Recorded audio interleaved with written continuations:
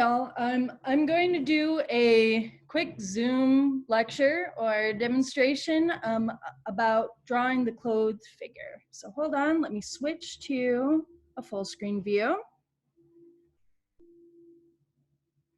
Somewhere, there it is. All right, so let's get started. So the first thing you want to make sure that you do is begin your drawing of your figure with a very structural approach.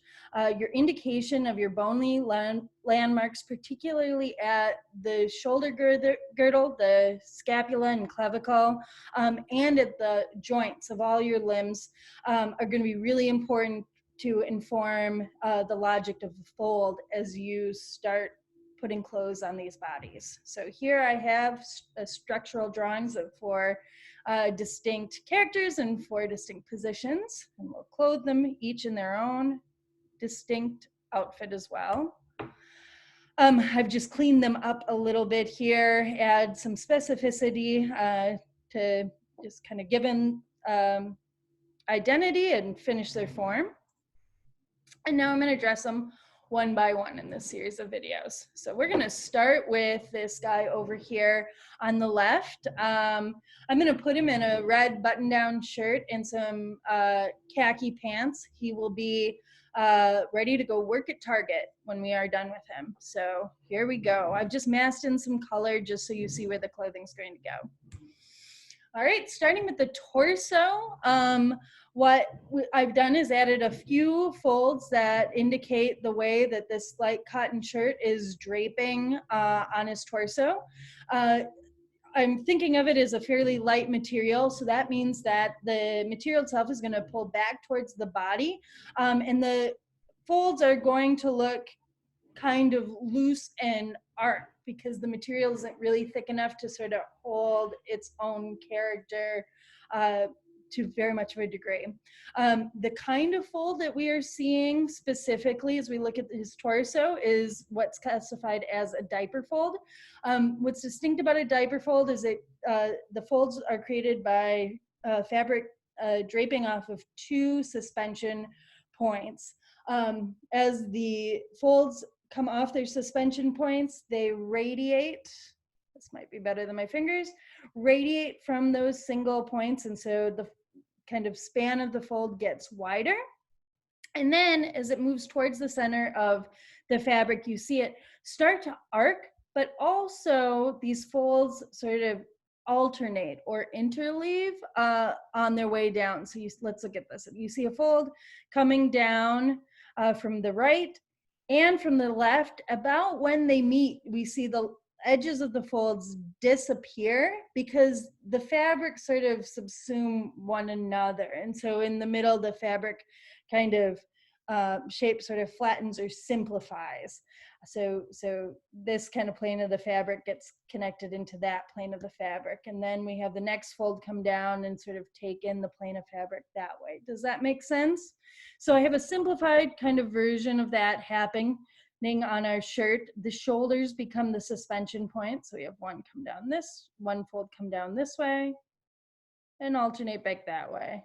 Next one from the right, and then the left.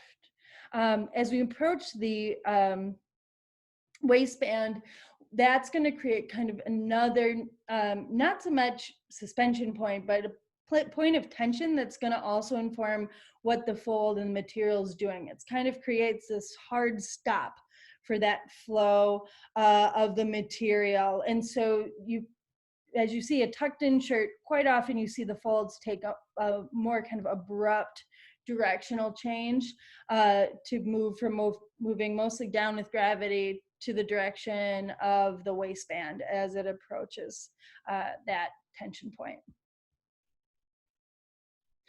As we move to the sleeves, we see another kind of fold. This one is called the spiral fold. Spiral folds are what you find when you are dealing with a tubular shaped fabric design, so what you get in a sleeve or a pant leg.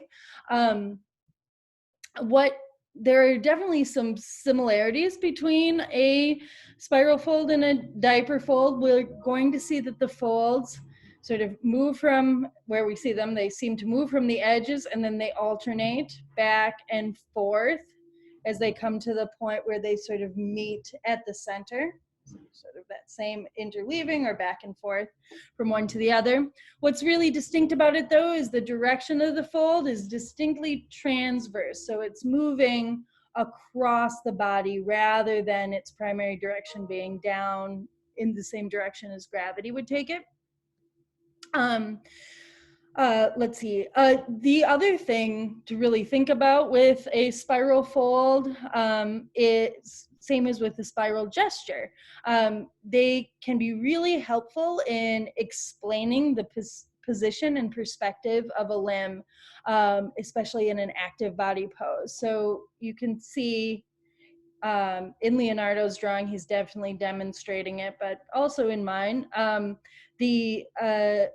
we can tell that this arm is flexing forward because we see these, the direction of these spiral folds sort of frowning down at us. If I look at the other arm, we can get a sense that it's extending back slightly because we see an opposite arc direction for the folds. And so that can be really helpful in explaining foreshortening or strange perspectives or dynamic positions on the body to just add a few spiral folds. The other thing you might want to think about is, you know, depending on whether we have sort of pushed up tension in the sleeve or the pant leg, you'll get more dense spiral folds. Yeah. Sorry, that was my Roomba talking. Oops. All right, moving on to pants. Thinking about a khaki pant, relatively light material, through the upper part of the leg in a standing position, gravity is gonna take the lead in terms of the direction of the fabric and the fold activity.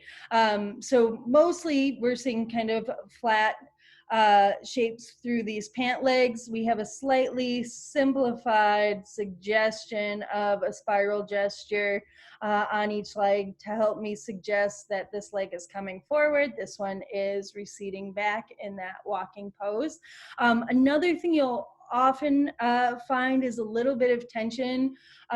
Folds are often kind of transversed or slightly angled in direction coming off that central pivot point of the pubis. And so then you'll see some kind of alternating horizontal or diagonal folds moving off in relation to the joint of the groin in a walking pose when you're looking at pants quite often. The new sort of distinct fold that we want to look at when we're looking at these pants is a drop fold. A drop fold is when your fabric is held from a single point of suspension. So in this case, we see it as the square fronts of each knee. As the fabric pulls down from that single suspension point, the folds sort of widen away from each other to make sort of an A-shaped fold kind of coming off of that center. They can fall just perfectly cleanly if they're not interrupted and kind of finish in that broader A. But you might also think about adding a cuff, making it sort of come down and meet the edge of a shoe. And that extra bit of tension can create a transition from the drop fold to something more like a spiral fold as the pant leg comes to the base. So there he is, he's dressed. I just filled him in, and in the next video, we'll dress his friend to his right.